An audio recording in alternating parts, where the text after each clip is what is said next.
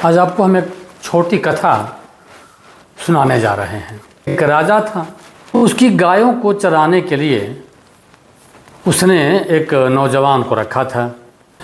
वह नौजवान रोज़ राजा की गायों को जंगल में ले जाता और जब गायें चर लेती तो उनको वह पुनः गौशाला में लाकर छोड़ देता। एक दिन की बात है, वह गायों को चराने के लिए ले गया। उसके मन में कुछ विचार उत्पन्न हुए। उसने ताड़पत्र पर एक श्लोक लिख दिया।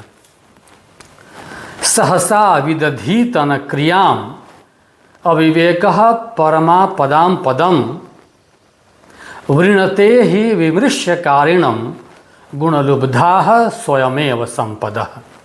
इसका अर्थ होता है कि बिना सोचे समझे कोई काम नहीं करना चाहिए, क्योंकि बिना सोचे समझे काम करना बड़ी विपत्ति को बुलावा देने जैसा है। लक्ष्मी गुणों के प्रति आकृष्ट होती है, इसलिए जो सोच समझकर काम करते हैं उनके पास वह स्वतः ही चली जाती है। वह नौजवान उस ताड़पत्र को अपने साथ घर ले गया। उसकी पत्नी भी राजा के महल में सेविका का काम करती थी। उसकी पत्नी ने उस श्लोक को पढ़ा, उसका अर्थ वो भी समझी, बड़ा उसको अच्छा लगा।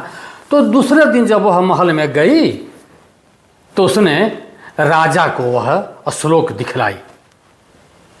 राजा उस श्लोक को पढ़ा, बड़ा अच्छा लगा उसका अर्थ, और उसने अपने शयन कक्ष की दीवार पर उसको चिपका दिया। एक दिन की बात है, राजा शिकार करने के लिए घर से निकला, लेकिन रास्ते में उसकी तबीयत खराब हो गई। वह रात में ही लौट करके घर आ गया।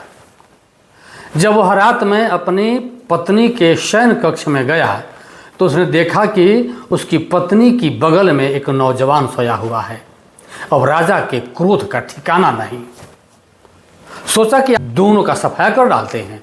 यह सोच करके जैसे ही वो तलवार कमर से खींचा, म्यान से निकाला और मारना ही चाहता था, तभी दीवार पर टंगे हुए उस श्लोक पर उसका ध्यान गया। उसने अपने आप को थोड़ा नियंत्रित किया और अपनी पत्नी को जगाया। पूछा, कौन अपनी बगल में किसको सुला कर रखी हो?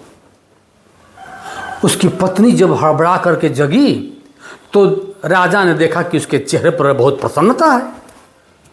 उसने बताया कि महाराज, यह मेरा छोटा भाई है, बचपन में मेला में खो गया था।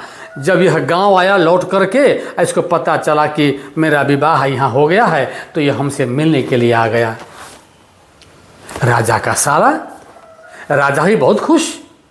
दूसरे दिन राजा दरबार में गाय को चराने वाले उस नौजवान को बुलाया।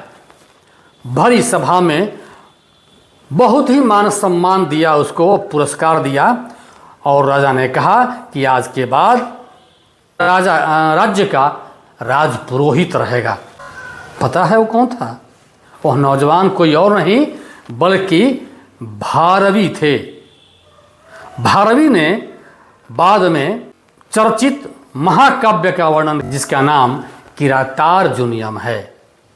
सचमुच हड़बड़ा करके कोई काम नहीं करना चाहिए।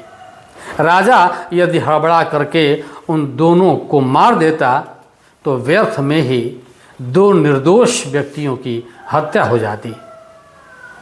नमस्कार।